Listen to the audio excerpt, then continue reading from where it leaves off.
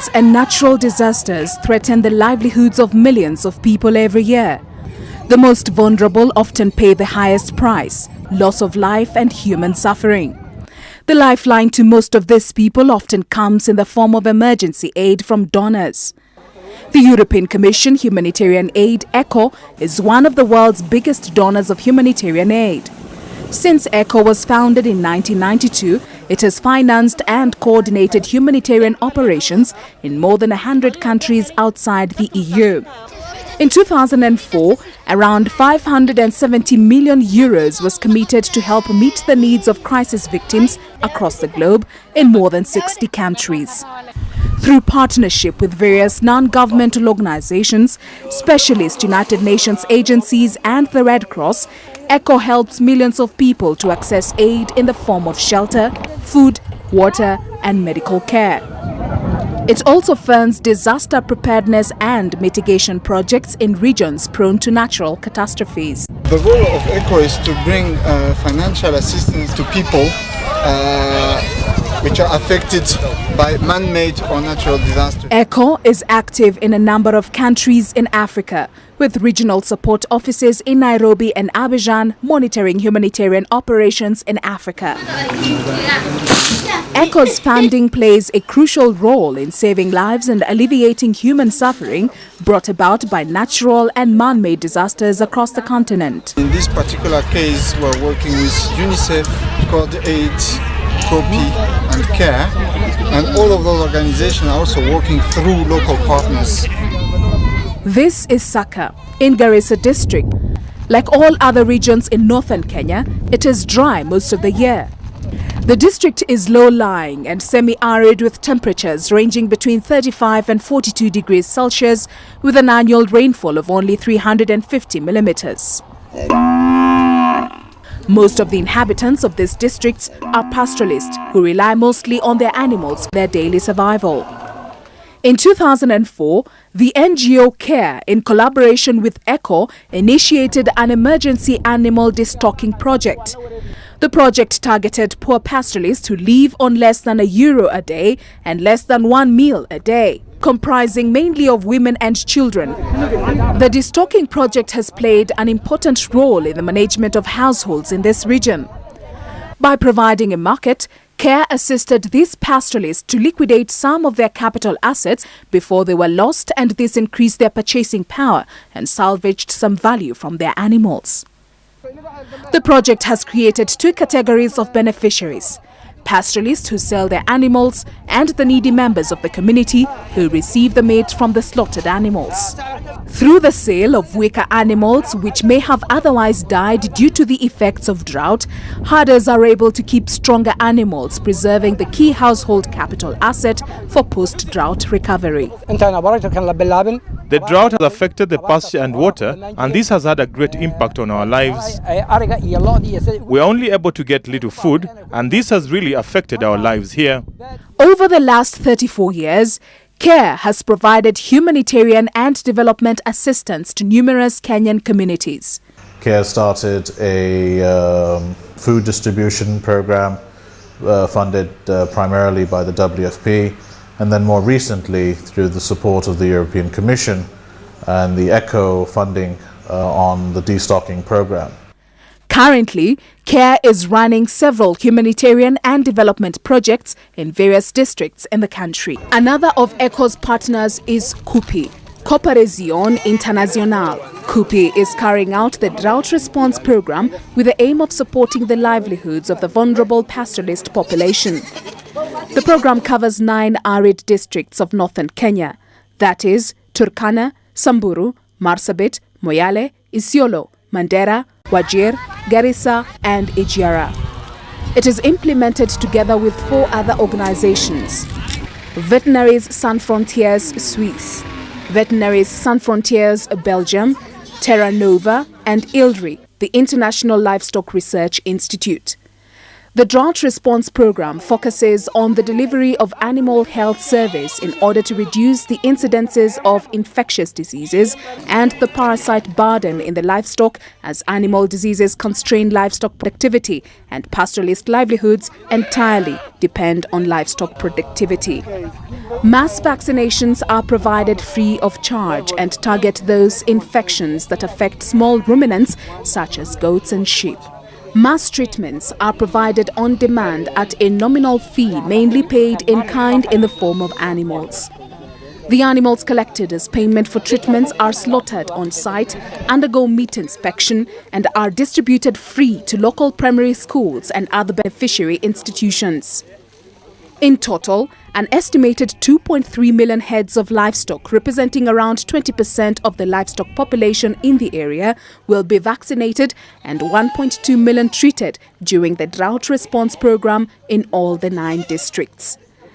Vaccination and treatment of animals improve the livestock body conditions with a direct effect on the livelihoods of pastoralist households who are able to keep their livestock during drought periods. Sheep and goats are the mainstay of the poorer pastoralists, whereas the wealthier ones may have a lot of cattle, camels, whatever.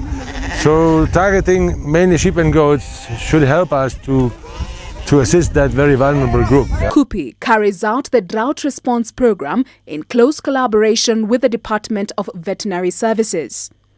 21 government veterinary field teams are active in 9 districts.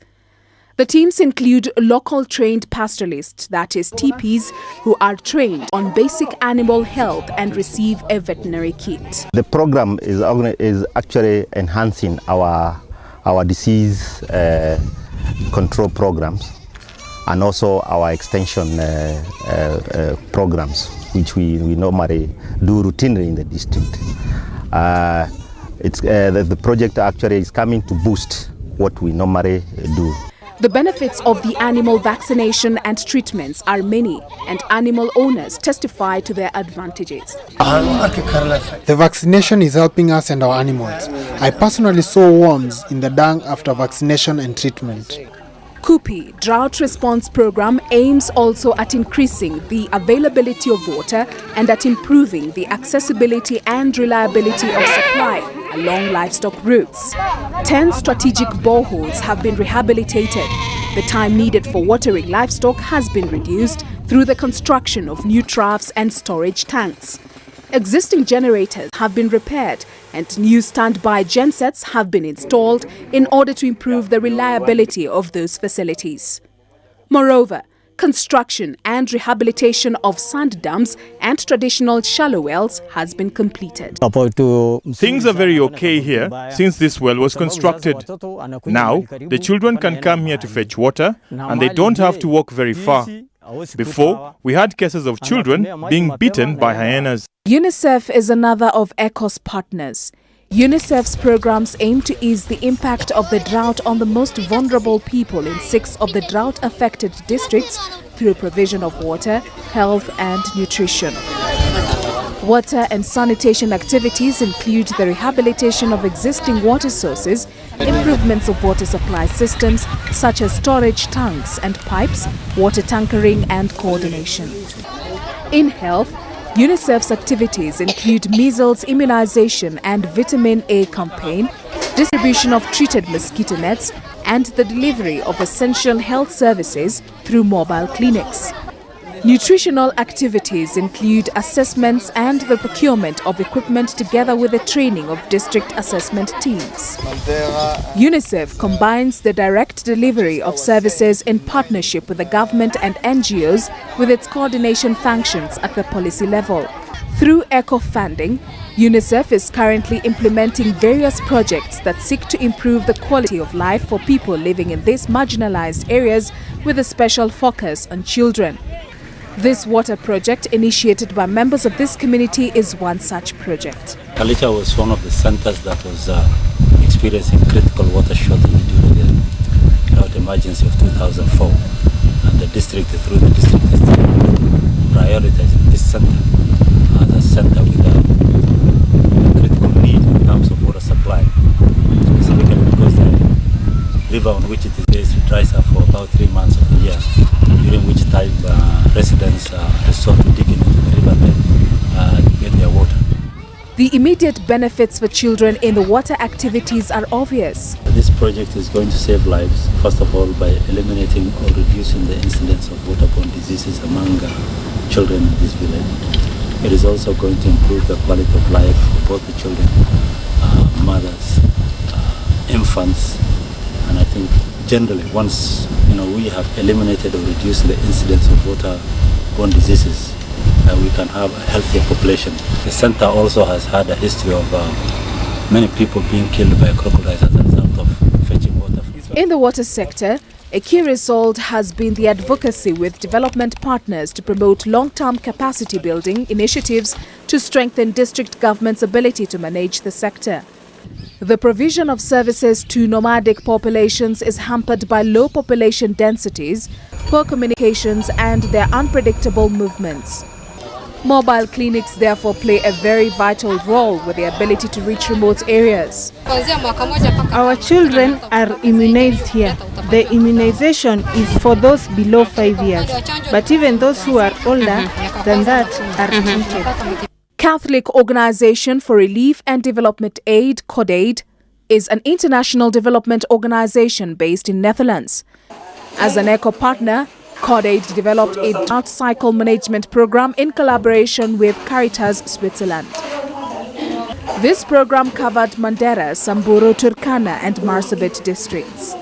The purpose of this emergency response is to increase access to water, food and health services and help targeted households maintain their breeding animals in order to reduce the effects of drought emergency and secure their livelihoods.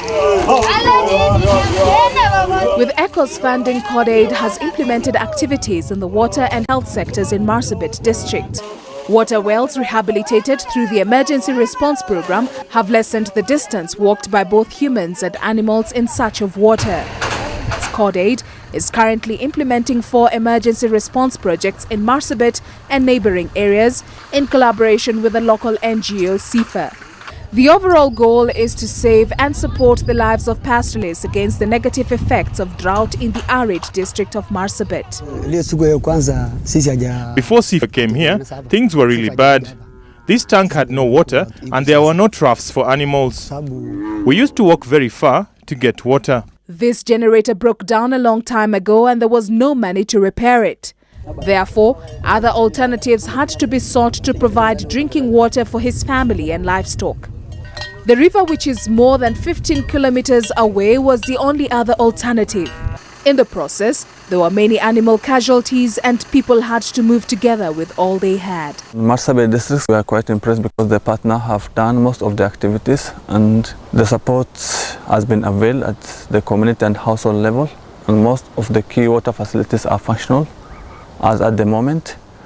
And though we are almost coming towards the end of the program now, most of those households for which food was availed through the food voucher system have also benefited from the food which was distributed. The Catholic Diocese of Marsabit has stocked this clinic with medical supplies from CORDAID. The diocese has rehabilitated this clinic.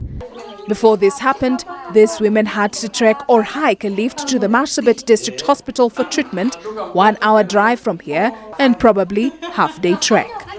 Through this and many other emergency projects being implemented, ECHO is working towards ensuring that humanity prevails during times of crisis and human suffering. People do not look at the problem from the same angle.